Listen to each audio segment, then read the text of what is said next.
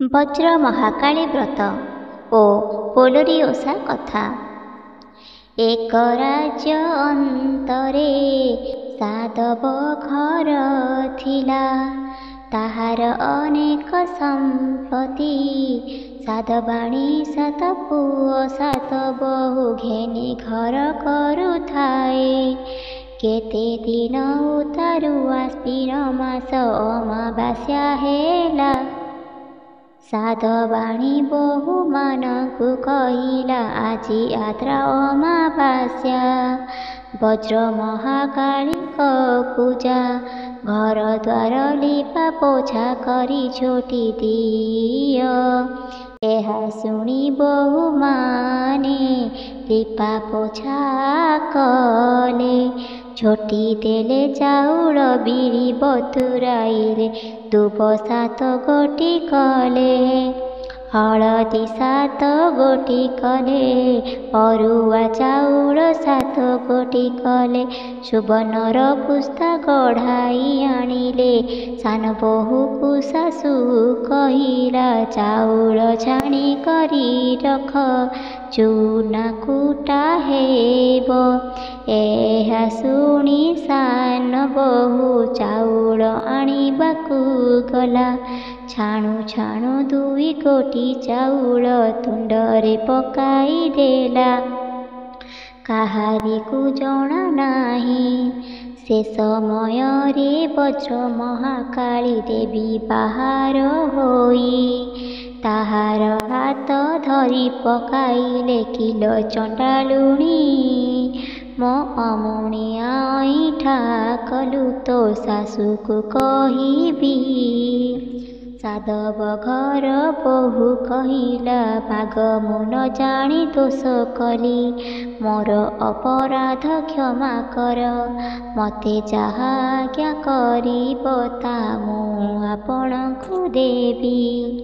ମୋ ଶାଶୁ ଆଗରେ କହିବ ନାହିଁ। ଏହା ଶୁଣି ବଜ୍ର ମହାକାଳୀ କହିଲେ, ତୁ ସତ୍ୟ କର। ସାଧବ ବୋହୂ ସତ୍ୟ କଲା, ତୋର ଯେତେ ପୁତ୍ର ହେବ ମୋତେ ଦେବୁ। ସାଧବ ଘର ବୋହୂ ସ୍ୱୀକାର କଲା। ଏହା ଶୁଣି ବଜ୍ର ମହାକାଳୀ ଅନ୍ତର୍ଦ୍ଧାନ ହୋଇଲେ। ସାଧବ ଘର ସାନ ବୋହୂ ଚାଉଳ ନେଇ କୁଟାଇଲେ। ଆରଦ୍ରା ହାଣ୍ଡି ବସାଇଲେ, ଆରଦ୍ରା ସିଝିଲା ନାହିଁ, କଞ୍ଚା ରହିଲା। ସାନ ବୋହୂ ଠାକୁରାଣୀକୁ ସ୍ମରଣ କଲା। ଠାକୁରାଣୀ କହିଲେ, କିହେ ତୁ ସ୍ମରଣ କଲୁ? ଆରଦ୍ରା ହାଣ୍ଡି ସିଝିଲା ନାହିଁ। ଠାକୁରାଣୀଙ୍କ ଦୟା ବସିଲା, ଆରଦ୍ରା ହାଣ୍ଡି ସିଝିଲା। ଠାକୁରାଣୀ ଅନ୍ତର୍ଦ୍ଧାନ ହୋଇଗଲେ। ସାନ ବୋହୂ ଦେଖିଲା ବେଳକୁ ଆଉ କେହି ନାହାନ୍ତି। ଆରଦ୍ରା ହାଣ୍ଡି ଯାଇ ଦେଖିଲା ବେଳକୁ ଆରଦ୍ରା ସିଝି ଶୀତଳ ହୋଇଛି। ଏହା ଦେଖି ଆନନ୍ଦିତ ହେଲା। ଶାଶୁ କହିଲେ, ଆଲୋ ସମସ୍ତ ହେଲାଣି ପରା ଆଣ, ପୁରୋହିତ ଆସିଲେଣି ପୂଜା ପୂଜିବା। ପୁରୋହିତ କଥା କହି ବସିଲେ, ସାଧବାଣୀ ଓଷା ପୂଜି ବସିଲେ। ଇନ୍ଦ୍ର ଗୋବିନ୍ଦ ଚାନ୍ଦୁଆ ବାନ୍ଧିଲେ, ମାଣିକ୍ୟର ଦୀପ ଜାଳିଲେ, ପାଟକେ ପାହାଡ଼ା ପାରିଲେ, ହଳଦୀ ମାଲପା ଲଗାଇ ଶିଳିପାକୁ ବସାଇଲେ, ପଞ୍ଚୁଶୀଳ ମୃତରେ ସ୍ନାନ କରାଇଲେ, ହଳଦିଆ ପାଟ ପିନ୍ଧାଇଲେ, ଫୁଲ ଚନ୍ଦନ ଦେଲେ, କଳା ସିନ୍ଦୂର ଦେଲେ, ଧୂପ ଦୀପ ଦେଇ ପୂଜା କଲେ। ବଜ୍ର ମହାକାଳୀଙ୍କ ସ୍ଥାପନ କଲେ। ଧାନ ଗଛ, ବେଲ ଗଛ, ବଜ୍ରମୂଳି ଗଛ, ଆଖୁ ଗଛ, ଅଁଳା ଡାଳ, ବେଲ ଡାଳ ବାଢ଼ିଲେ, ତଳେ ନଡ଼ିଆ ବାଢ଼ିଲେ। ବଜ୍ର ମହାକାଳୀଙ୍କୁ ସୁବର୍ଣ୍ଣର ପୁସ୍ତା ଲଗାଇଲେ। କଖାରୁ ପତ୍ର ସାତ ଗୋଟି ପକାଇ ଆରଦ୍ରା ବାଢ଼ିଲେ। ଶଙ୍କୁଡ଼ି ବାଡ଼ିଲେ ସାତ ସାଗର ତୁଣ ବାଡ଼ିଲେ ଠାକୁରାଣୀକୁ ନୈବେଦ୍ୟ କଲେ କଥା ଶୁଣିଲେ। କଖାରୁ ପତ୍ର 7 ଗୋଟି ପକାଇ ପାଣି କଖାରୁ 7 ଗୋଟି ଗଢ଼ାଇଲେ। ପୁଅ ଝିଅ ନାତି ନାତୁଣୀ ଗଡ଼ାଇଲେ କଥା ଶୁଣିଲେ। ପୁରୋହିତଙ୍କୁ ଦକ୍ଷିଣା ଦେଇ ବିଦାୟ କଲେ। ସେହି ପ୍ରସାଦକୁ ସମସ୍ତେ ବାଣ୍ଟି ଖାଇଲେ। ସାହି ପଡ଼ିଶାକୁ ଦେଲେ। ଏଥି ଉତ୍ତାରୁ କେତେ ଦିନ ଗଲା ପରେ ସାନ ବୋହୂ ଗର୍ଭବାସ ହେଲା। ଦେଖୁ ଦେଖୁ 10 ମାସ ହେଲା। ପେଟ ବଥାଇଲା ଶାଶୁକୁ କହିଲା ମୋର ପେଟ ବଥାଉଛି। ଶାଶୁ ଧାଇ ପରିବାର ଲଗାଇଲା। ପୁଅ ଜନ୍ମ ହେଲା। ନାଭି କାଟି ଚନ୍ଦନ କାଠିରେ ଅନ୍ତୁଡ଼ି କଲେ। ଧାଇ ଲଗାଇଲେ 3 ଦିନ ଗଲା। 4 ଦିନ ଦୁଧ ତରୁଣୀ କଲେ। 5 ଦିନ ପଞ୍ଚୁଆତି କଲେ। 6 ଦିନ ଷଷ୍ଠୀ ପୂଜା କଲେ। ସେହି ଦିନ ସନ୍ଧ୍ୟା ବେଳକୁ ଠାକୁରାଣୀ ଆସି ପ୍ରବେଶ ହେଲେ। ପୁଅଟି ମାଗି କହିଲେ କିଲୋ ତୁ ପୂର୍ବେ ସତ୍ୟ କରିଥିଲୁ ପାଶୋରି ଗଲୁ କି? ତାହା ଶୁଣି ସାଧବ ଘର ବୋହୂ ମନେ କଲା ମୁଁ ସତ୍ୟ କରିଛି। ନ ଦେଲେ ସତ୍ୟ ଭଗ୍ନ ହେବି। ପୁଅଟିକୁ ମହାକାଳୀ ହସ୍ତକୁ ବଢ଼ାଇ ଦେଲା।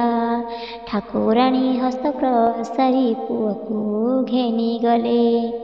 ଏଣେ ଶାଶୁ ଯାଇ ଦେଖିଲା ପୁଅ ନାହିଁ। ବୋହୂକୁ ପଚାରିଲା ପୁଅ କାହିଁ? ସାଧବ ବୋହୂ କହିଲା ମୁଁ ଶୋଇଥିଲି କେ ଘେନିଗଲା ମୁଁ ଜାଣି ନାହିଁ। ଘର ଗମ୍ଭୀର ବାରି ସାହି ପଡ଼ିଶା ଖୋଜିଲେ କେଉଁ ସ୍ଥାନରେ ନାହିଁ। ଶାଶୁ ଠଣାଏ ମାଇଲା ବୋହୂ କାନ୍ଦି କରି ତୁନି ହୋଇ ରହିଲା। ଏହିପରି ବର୍ଷକୁ ବର୍ଷ ସାଧବ ଘର ସାନ ବୋହୂ 6 ପୁଅ ଜନ୍ମ କଲା।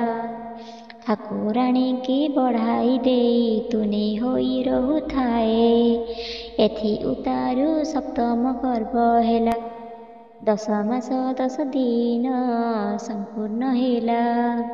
ପେଟ ବଥାଇଲା ସେଦିନ ଆଶ୍ୱିନ ମାସ ପୋଲୋରୀ ଅମାବାସ୍ୟା ହୋଇଛି। ସାଧବ ଘର ସାନ ବୋହୂ ଶାଶୁକୁ କହିଲା ମୋର ପେଟ ବ୍ୟଥା କରୁଛି। ଶାଶୁ କହିଲା ଆଲୋ ପିଲା ଖାଇ ଡାହାଣୀ ମୋ ଘରୁ ବାହାରି ଯା। ମୁଁ ଠାକୁରାଣୀ ପୂଜା କରି ବସିଛି। ମୋ ଅମୁଣିଆ ପ୍ରତିଷ୍ଠା ହେବ। ଏହା କହି ଶାଶୁ ଘରୁ ବାହାର କରିଦେଲା। ମେଘ ଅନ୍ଧାର ହୋଇଛି ପାଣି ବରଷୁଅଛି। କୁଆଡ଼େ ଯିବ ବୋଲୁଅଛି। କାନ୍ଦି କାନ୍ଦି ବନସ୍ତକୁ ଗଲା। ବଜ୍ର ମହାକାଳୀଙ୍କ ଦୟା ବସିଲା। ବୁଢ଼ୀ ରୂପରେ ଠିଆ ହୋଇ ପଚାରିଲେ କିଏ ସେ ତୁ ଏତେ ରାତ୍ରିରେ କୁଆଡ଼େ ଯାଉଛୁ? ମେଘ ବରଷୁଅଛି। ଏହା ଶୁଣି ସାଧବ ଘର ବୋହୂ କହିଲା ମୁଁ କହିଲେ କିଏ ସେ ମୋର ଦୁଃଖ ଫେଡ଼ିବ ଯେତେବେ କହିବି। ବଜ୍ରକାଳୀ ବୋଇଲେ ଆଚ୍ଛା ଫେଡ଼ିବି କହ। ସାଧବ ବୋହୂ କହିଲା ମୁଁ ସାଧବ ଘର ସାନ ବୋହୂ। ମୋ ଶାଶୁ ପୋଲୋରୀ ଅମାବାସ୍ୟା କରୁଥାଏ। ଆରଦ୍ରା କରିବାକୁ ଚାଉଳ ଦେଲେ। ଚାଉଳ ବତୁରାଇଲି। ଛାଣୁ ଛାଣୁ 2 ଗୋଟି ଚାଉଳ ତୁଣ୍ଡରେ ପକାଇଲି। ଠାକୁରାଣୀ କୋପ କରି ମୋ ହାତ ଧରି ପକାଇଲେ। କିଲୋ ଏଡ଼େ କର୍ମ କଲୁ ମୋ ଅମୁଣିଆ ଅଇଁଠା କଲୁ ତୋର ଶାଶୁକୁ କହିବି। ମୁଁ କହିଲି ତୁମ୍ଭେ ଯାହା ମାଗିବ ତାହା ଦେବି। ମୋ ଶାଶୁକୁ କହନା। ଏହା ଶୁଣି ଠାକୁରାଣୀ କହିଲେ ତୁ ସତ୍ୟ କର। ମୁଁ ସତ୍ୟ କଲି। ସେ କହିଲେ ତୋର ଯେବେ ଗର୍ଭ ହେବ ମତେ ଦେବୁ ମୁଁ କହିଲି ଦେବି। ଏ ରୂପେ ପୁଅକୁ ଠାକୁରାଣୀଙ୍କୁ ବଢ଼ାଇ ଦେଲି। ଏବେ ସାତ ଗର୍ଭ ବେଳକୁ ଶାଶୁ ଘରୁ ଘଉଡ଼ି ଦେଲେ। କୁଆଡ଼େ ଯିବି ବୋଲି କାନ୍ଦୁଅଛି ତୁମ୍ଭେ ପଚାରିବାରୁ କହିଲି। ଏହା ଶୁଣି ଠାକୁରାଣୀ କହିଲେ, ତୁ ମତେ ଅଇଁଠା ଦେବାରୁ ମୁଁ ତତେ ଏତେ କଷ୍ଟ ଦେଲି। ଆସ ଆମ୍ଭକୁ ଘରକୁ ଯିବା। ଠାକୁରାଣୀ ସାଧବ ବୋହୂକୁ ଘରକୁ ନେଲେ। ଧାଇ ପୋଇଲି ଲଗାଇଲେ, ପୁଅ ଜନ୍ମ ହେଲା। ନାଭି କାଟିଲେ ଅନ୍ତୁଡ଼ି ବିଛାଇ ଚନ୍ଦନ କାଠରେ ଅନ୍ତୁଡ଼ି କଲେ। ପୁଅକୁ ସ୍ନାନ କରାଇଲେ, ପାଟର ସେଜ କଲେ। 5 ଦିନ ପଞ୍ଚୁଆତି, 6 ଦିନ ଷଷ୍ଠୀ ଘରେ କଲେ। ଆଠୁଆରୀ କଲେ 12 ଦିନ ବାରପତ୍ର କଲେ। 21 ଦିନ ହାତ ଗୋଡ଼ ଖଡ଼ୁ ଲଗାଇଲେ। ହରିଡ଼ା ମାଳି ଲଗାଇଲେ, ନାମକରଣ କଲେ। ବାକି 6 ପୁଅକୁ ସମର୍ପି ଦେଲେ। ସୁନା ଅଳଙ୍କାରରେ ପରିପୂର୍ଣ୍ଣ ହୋଇଛନ୍ତି। ମା ଦେଖି ଆନନ୍ଦ ହେଲା। ଠାକୁରାଣୀ କହିଲେ, ଆଲୋ ସାଧବ ବୋହୂ, ତୋ ପୁଅକୁ ନେଲୁ ଆଉ ଗିରସ୍ତ ଭାରି ଯା, ଏକ ଠାବ କରାଇ ଦେବି। ମା ପିଲାମାନଙ୍କୁ ପାଟ ପତନି ଦେଲେ, ପାଲିଙ୍କିରେ ବସାଇଲେ।